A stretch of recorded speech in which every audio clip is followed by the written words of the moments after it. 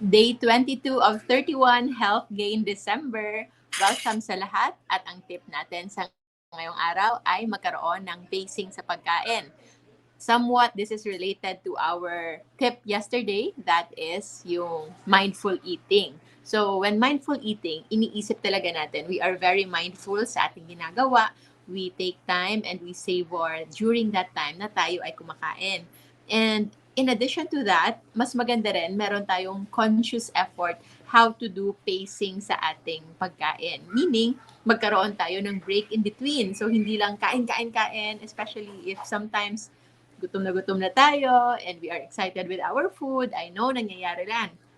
Just like now, kakarating ko lang from a very long and heavy day and marami nating ginawa. But kumain ako kanina. Ay, hindi pala ako kumain. Uminom lang ako ng kombucha. If you've seen our story, after our surgery ng clinic, dumaan kami in our friend's store in No Sugar Daddy here in Bacolod. Uminom lang ako ng kombucha. Actually, that's the only thing that I drank today. That's the only thing na merong calories. So, it's more on probiotics. Kombucha is a good source of a probiotic. So, ilong yun ang kinain ko. And today, yung kakainin ko nandito na ngayon. Meron tayong pork. So, this one is just pork. So, nilagang pork lang. Usually, yung ginagawa namin, meron lang kaming nilagang pork. And then, anytime we want to eat, nasa freezer siya, kunin lang at saka initin lang ng konti. Lutuin lang sa coconut oil o di kaya sa kanyang sariling taba mismo. So, this is my pork.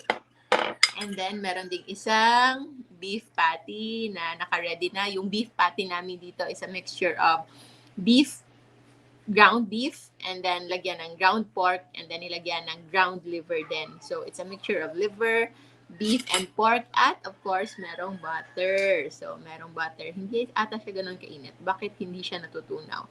So, with pacing, maganda yan because we tend to not overeat. Kasi kung sobrang mabilis yung pagkain natin, is bumibilis din yung ating paglamon ng mga food wherein alam natin na from time to time, sobra-sobra yung nakakain. It's this said no na it takes 20 minutes before pa ma-realize ng ating brain na mag-register sa ating brain that we've already eaten enough. So, one of the things that I bought sa store na yon is this one. This is low carb bread. So, kung nakita nyo, medyo nougaty siya, medyo matigas siya. But it's really good. So, it's made of flaxseed, almond flour, coconut flour, psyllium husk, yun yung nagpapaganda sa kanya. So, this one, I just bought sa store. So, this is in caution list na. Okay? Kung gusto niyo magluto ng sarili ninyo, marami tayo dyan sa Life Without Rice. Pwede kayong pumunta sa Life Without Rice or tingnan nyo sa Shopee, merong LCF Essentials PH, meron dyang UKP Mix. At yung UKP Mix, pwede kayong gumawa nyo ng sarili nyong bread. So, nandito si T-Girl. So, kapatid siya ni Onyx Girl. Si Onyx Girl yung nasa clinic. Si T-Girl dito. Later na, baby. Later na. Down. Okay, so yon. So, kung kakain tayo, yung pacing ko ngayon is yung pagkwekwentuhan natin. Okay? So, this is one of my favorite low-carb bread kasi nougaty siya. Para sa iba, hindi sila sanay sa lasa ng low-carb bread. Parang lasang papel daw for others. But ako, sanay na ako sa lasa ng coconut flour, sa lasa ng almond flour. And so, sarap na sarap ako sa low-carb bread. So, but if sanay kayo sa high carb, maybe gusto niyo yung white bread and other na mga texture using regular flour. But for those na sanay na ng walang bread whatsoever, so you can actually appreciate this. So with this kind of bread, hindi naman to parate. So as you all know, ngayon ako nakakain ulit after 2 months siguro. The last time I ate, yung nagre-review pa ako way back October. And ngayon ako nakakain ulit. So, even if this one is a low carb bread, but since it's store-bought na, processed na, binili na, it is still in caution list. So, pwedeng kumain, but try to make sure na yung kinakain ninyo is mostly nasa safe list pa din. So, kung hindi pa kayo familiar, meron tayong JGC Rojo food list. So, yan. Galing tayong OR ngayon. Nag-opera tayo our last surgery for the day. And meron akong dito, sardines.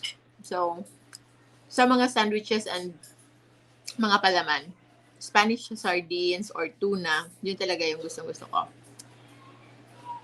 Before, hindi ko sila kayang kainin without mayo, without yung mga cream. But now, I get to enjoy them. At meron na naman tayong pork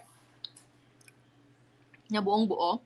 So, this calls for mindful eating. Chew na naman. Chew 25 to 30. 20 to 30 times before swallowing. So, try natin.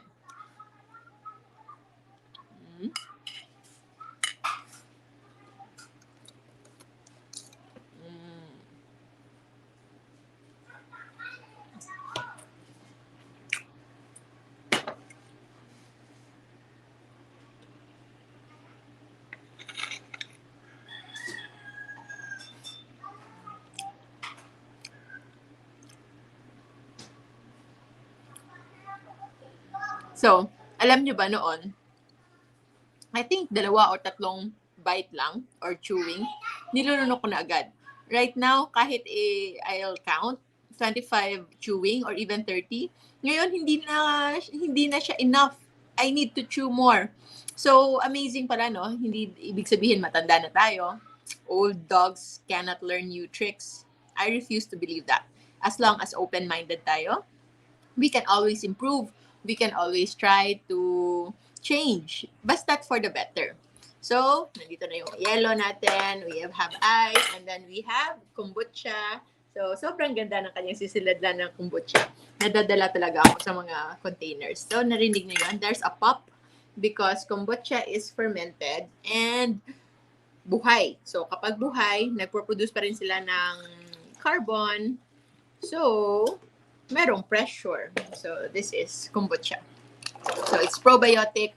Sa mga walang source ng kombucha dyan, hindi naman siya necessary. But, I like the taste of kombucha. Gusto ko talaga siya. Kaya, umiinom ako. Pero kung ayaw nyo, kasi yung preparation sa mga hindi pa nakatikim ng kombucha, bago kayo tumikim, isipin nyo, para kayong iinom ng vinegar na light the vinegar. Para siyang vinegar juice kung hindi nyo pa na-try. So, yun. Always do pacing. Kung pwede lang, when you eat, huwag kayong magmadali. Not less than 15 minutes. Kung pwede nga lang, 30 minutes or more yung ating pagkain. And that way, you can give your body at least nga 20 minutes, no? Para meron talagang registration sa ating utak na pumasok na.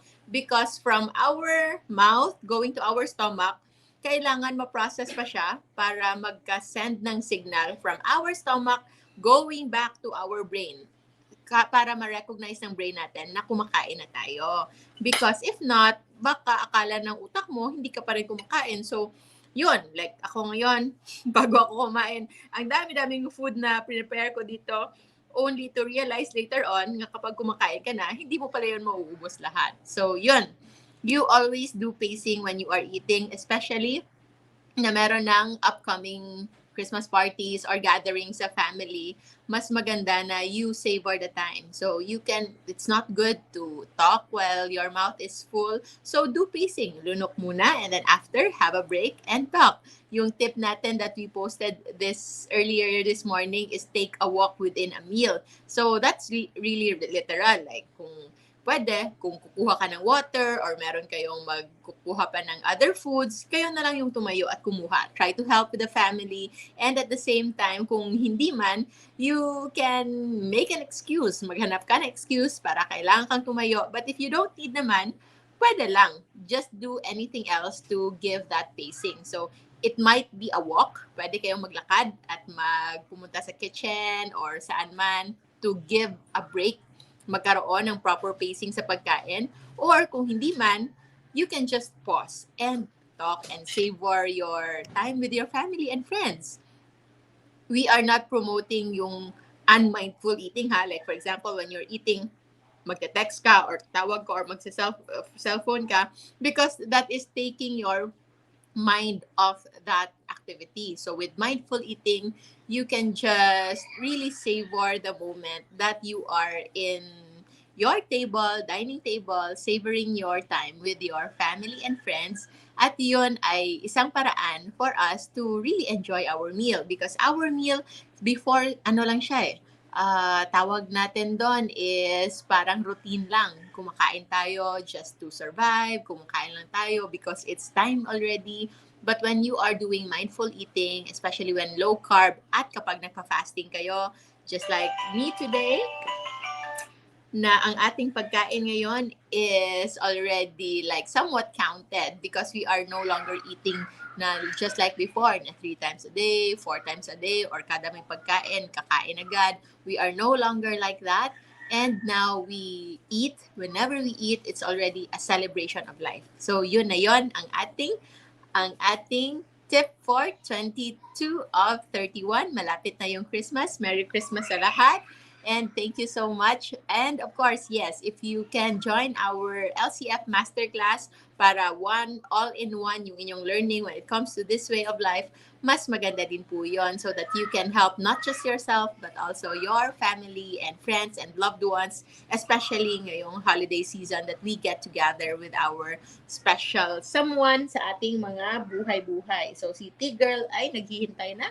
Diyan ka lang, my love. You just wait for me. And thank you so much. I'll see you again in our next video. We will still try to go live later tonight, pero we have to go to Silay to facilitate yung ating water bottles, 1,200 water na i-ship natin going to Cebu para maka-help, makadagdag tulong sa mga nangangailangang drinking water in Cebu City and of course Mandaue and south of Cebu. So yan lang muna for now. Maraming salamat. I think enough na for me to have another bite because that's already enough pacing. Thank you so much. I don't want to bore you looking at me eating. Maraming salamat po. Enjoy your day. Have a great long weekend and always remember to stay low carb so that we all stay safe. Maraming salamat.